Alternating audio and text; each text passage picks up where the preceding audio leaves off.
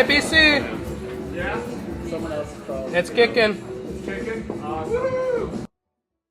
I started here in 2004 as a door guy, and the gentleman who was brewing here at that time had just opened up a homebrew shop here in Athens. We homebrewed obsessively for at least a really good year. And one of my good buddies picked up the brewery and offered me the position of being the brewmaster. I try to brew twice a week, but normally I get 6 to 7 brews in per month.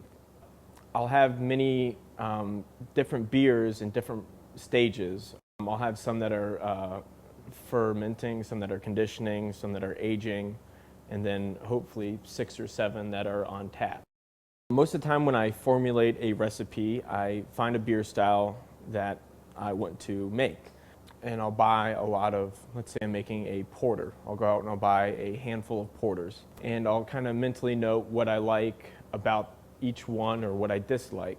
Then try to piece together something that I think is semi-unique and I can kind of put my personal stamp on it. We call BC the mad scientist because he's creating new flavors that I haven't tasted before in a microbrewery. Specifically, Burnin' Hill is one. It's a smoked red ale. It's very tasty and very different than anything I've tasted in different microbreweries I've been to. The Burnin' Hill, it was my fall seasonal. And during fall, when you look over the hills of Athens, you see reds and yellows and oranges, and you might get the illusion that the hill's on fire. And it also is kind of fun because it sounds like burning hell. Java the Stout, which is obviously a play on Jabba the Hutt, and it is a coffee stout made with local coffee. It's been received really well. People seem to really enjoy the Java the Stout.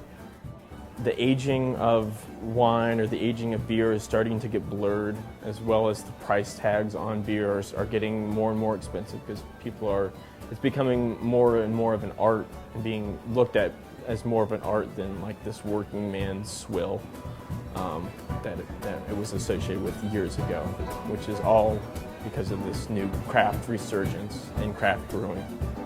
It's pretty exciting right now.